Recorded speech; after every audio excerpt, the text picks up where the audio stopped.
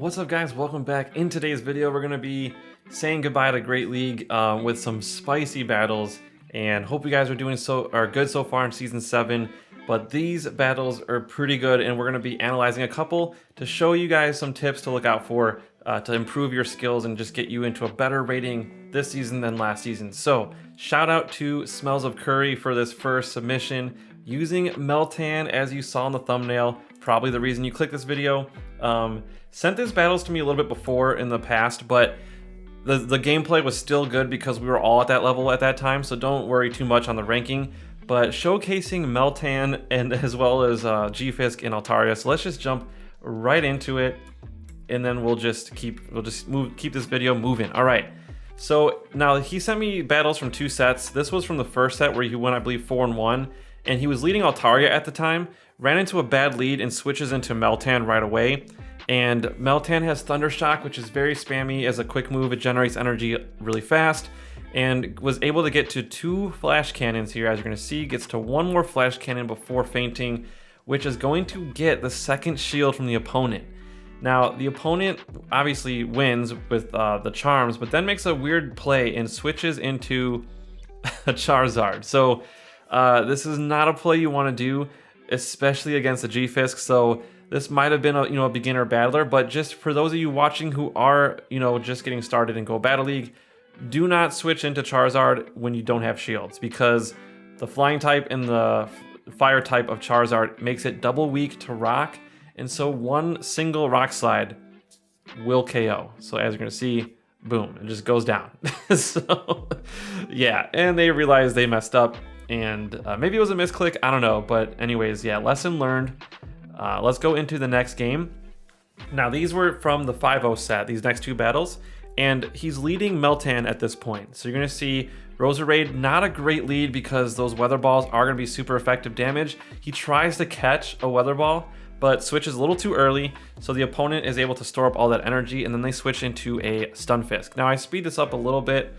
I think the battles were sent to me at different frame rates, so when I put 150% speed, some battles went faster than others, so I apologize for if some of the battles look too fast, but anyways, it's just Sky Attack versus Discharge. They're going back and forth, so it's pretty straightforward, this matchup. And does use a shield, though, just to make sure they win this matchup, and so that was good. The Stunfisk maybe should have shielded there, but to keep that alignment, but that's fine. They wanted to just farm up a little bit. And the Altaria survives because it does resist fire, and it's able to get another Sky Attack off. So that's going to get a shield from the Roserade. The Roserade knocks it out.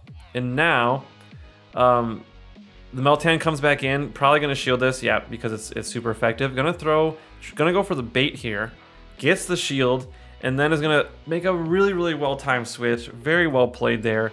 Tanks the Weather Ball with G-Fisk, and that would have done a lot more damage to the Meltan. So very, very good switch there. And then they come in with Venusaur. Now Venusaur, Earthquake does do more damage, but if you have enough time to get to 2 rock slides, that'll probably do more damage than 1 Earthquake would.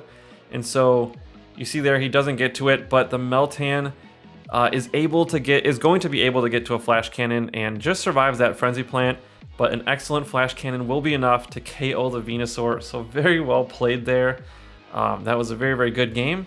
And let's go into the last game. This was probably my favorite game of the set, and runs into a Raichu lead and is probably worried about the Brick Break, so he makes a really good switch again, catches the Brick Break with the Stunfisk, which it does a lot less damage to that one, and then they switch into a Marowak. Now, G-Fisk does have a little bit of an energy lead, so this Marowak is going to have to burn some shields if they want to survive. Another Rock Slide gets the second shield, and now you're in a pretty good position here with a 2-0 shield advantage. And so they're just going to let it go and then probably farm up with Altaria. Yeah. So it comes in with Altaria, and you're going to, I think, yeah, I would shield here just in case it's a Shadow Bone, but it's a Shadow Ball. So that was a really, really good shield. Undercharges a Sky Attack. Very nice undercharge there. And the opponent switches out, but oh man, catches a surprise swap with the Meltan. And it one-shots the Grand Pull with the Flash Cannon. That was huge. By storing up that energy, was able to just quickly come in and catch the opponent off guard. Very, very well played there. And gonna shield just in case it's a wild charge, but it's a Brick Break, so it gets baited there, but the Sky Attack will knock it out. and then the Marowak will get farmed down. So very, very good play. That was very, very entertaining to watch, and very, very good battling. So there you see a 5-0 set there. And let's go straight into the second trainer. Shout out to Mac GBL Legend, Mac GB Legend. Very, very awesome name there. And if I forgot to mention Smells of Curry was the last battler, I think I did. But thank you again for that submission. And let's go into this one. This is running a triple Shadow team. And the Pokemon I think I'm most jealous of is the Shadow Venusaur, because I do not have one.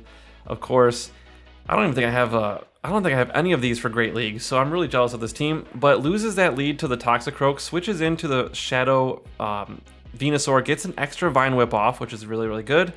And you're gonna see here, even though this is a super thick Umbreon, as they all are, it's gonna get a lot of damage taken away from this Frenzy Plant. Look at that damage. That was a lot of damage. The Shadow Venusaur Frenzy Plant damage is real, and you can see they're gonna have to get a shield here.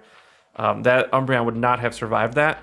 So gonna shield the Venusaur to try to make sure they win this, but makes an interesting play here. Watch this. Stores up the energy and then switches out real quick and knocks out the Umbreon before the Umbreon can even see what was happening. So, so just gets punched right in the face and is gone. And now this Hitmonchan can absorb that Mud Bomb, throw a Thunder Punch, and probably get a shield here, because that would do a lot of damage. And the opponent wants to keep this Toxicroak healthy, but probably forgot that the Venusaur had energy and is going to have to take a Shadow Frenzy Plant. Even though it's resisted, it does knock it out because the Shadow damage is just crazy, and is able to get to another one. Oh man, and this is resisted as well.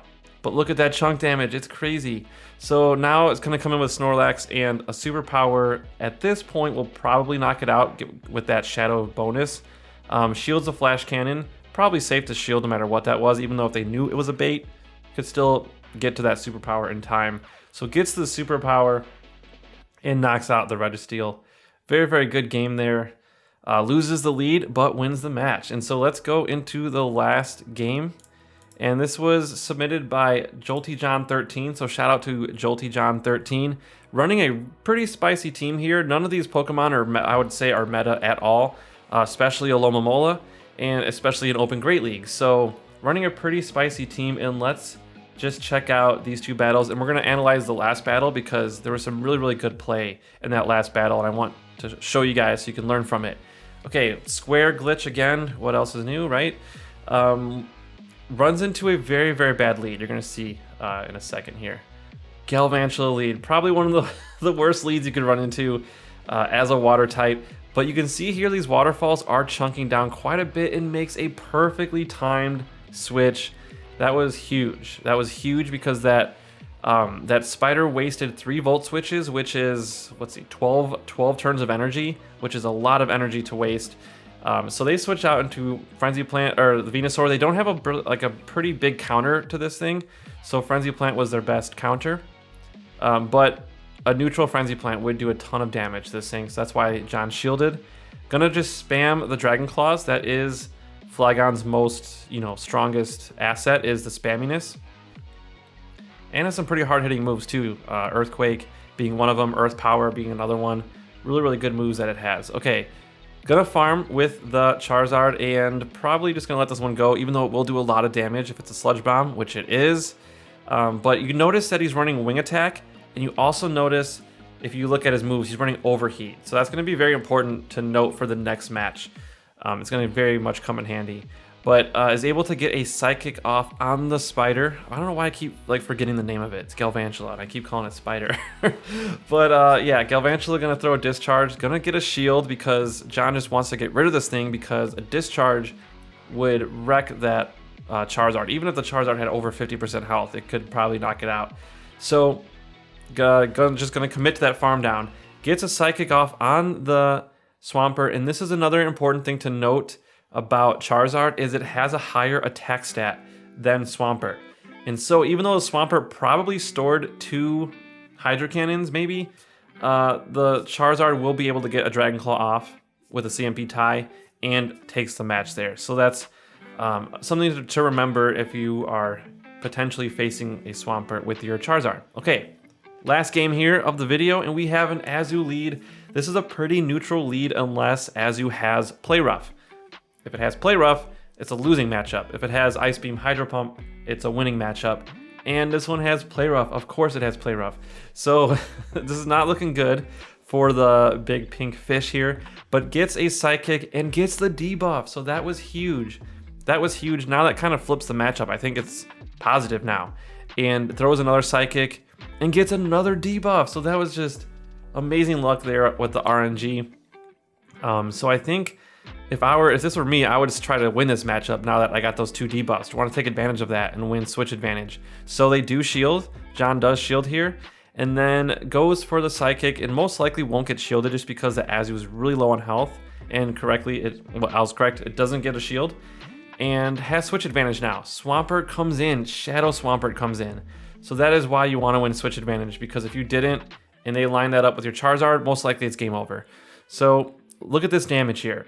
Crazy amount of neutral damage. That's just insane. Shadow Swampert, really powerful.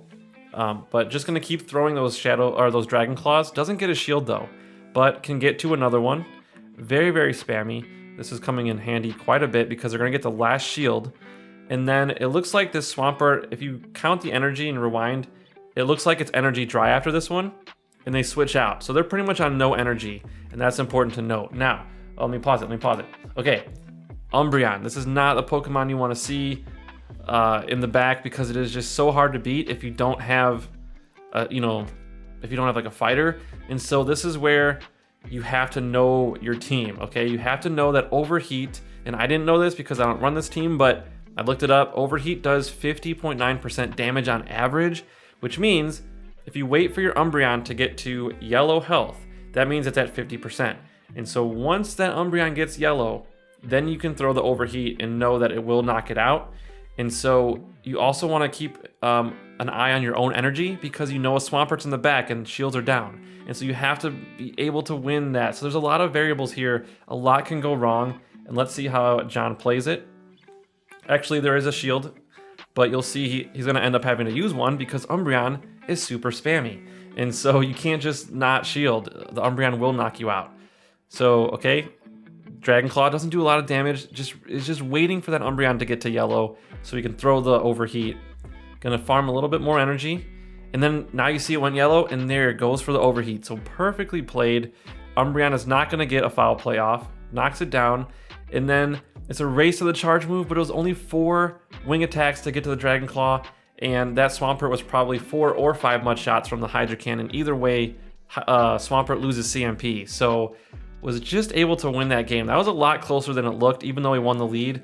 That was a very tough battle. Very sweaty battle. And so, yes, thank you so much for the submissions to you 3 battlers. It was amazing to watch and a pleasure to shoutcast. And if you guys want me to shoutcast some of your sets, my email is in the description below. And if you like this video, please hit that like button and subscribe if you haven't already. Thank you guys so much for watching. Huge shout out again to my patrons. And yeah, with that said, we will see you guys in the next video.